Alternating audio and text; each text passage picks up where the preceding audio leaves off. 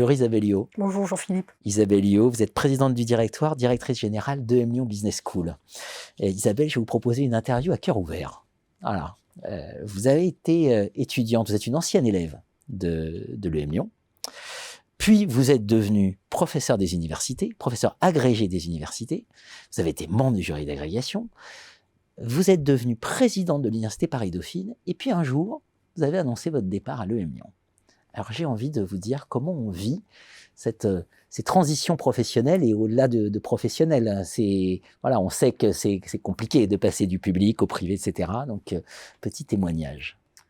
Comme vous venez de le rappeler, Jean-Philippe, j'ai passé plus de 25 ans ma carrière dans l'université publique. Et puis en 2020, j'ai eu la possibilité de rejoindre l'UM Lyon. Alors le fait que ça soit UM Lyon n'est pas anodin parce que, comme vous venez de le dire, je suis diplômée de cette école. J'avais gardé quelques liens avec cette école en tant que présidente du jury de diplomation, de président du jury aussi d'admission. Donc je n'avais pas complètement coupé toute attache avec UM Lyon. J'étais aussi intéressée par un modèle de gouvernance un peu innovant, un peu précurseur, un peu original. Donc ça a veillé un peu ma curiosité et j'ai décidé de franchir le pas. Mais je ne vois pas de dualisme très fort entre le public et le privé dans les institutions académiques de ce niveau. Vous parlez de Dauphine, vous parlez de l'EM Lyon, je crois qu'on est confronté à des enjeux assez similaires finalement, parce qu'on est soumis à des régulations qui sont identiques. On a le même ministère de tutelle, on est soumis à des évaluations communes, le HERS, on est accrédité par des instances d'accréditation internationales comme EQUIS.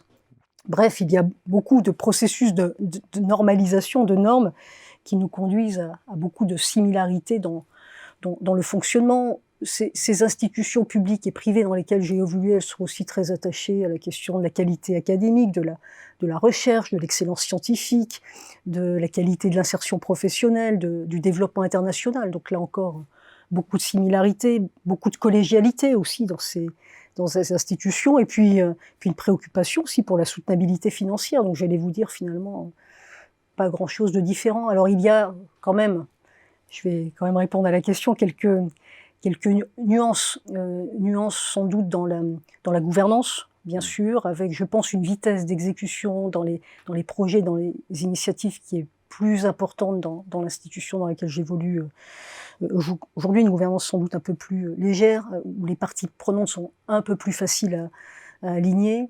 Il y a aussi peut-être une professionnalisation de certaines fonctions plus importante en raison de la compétition très exacerbée parmi les business schools. Je pense en particulier aux fonctions de marketing, de communication, de recrutement des étudiants, de direction de qualité, accréditation, ranking, voilà, qui sont des fonctions un peu plus importantes, voilà, où le nombre de personnel présent dans ces directions est plus important et il faut se préoccuper de ces dimensions de manière plus prégnante. Mais de fait, je trouve que le dualisme qui est un peu entretenu en ce moment dans notre environnement entre le public, le privé, cette polarisation excessive tend à effacer ce pourquoi nous travaillons au demeurant tous, c'est pour l'éducation de nos jeunes, l'enseignement supérieur, l'émancipation de la jeunesse au service d'un soft power français qui doit être le plus puissant possible et donc pour ça qui nécessite des communautés quand même d'intérêt. Donc je trouve que dans un environnement aujourd'hui très chahuté, très bouleversé, où les enjeux sont colossaux, on gagnerait à s'allier et à ne pas trop opposer public-privé à partir du moment où on fait tous de la qualité. Bien sûr, y compris vis-à-vis des entreprises, notamment Absolument. pour un rayonnement collectif vis-à-vis des entreprises. Des entreprises et de la société dans son ensemble. Merci Isabelle. Merci Jean-Philippe.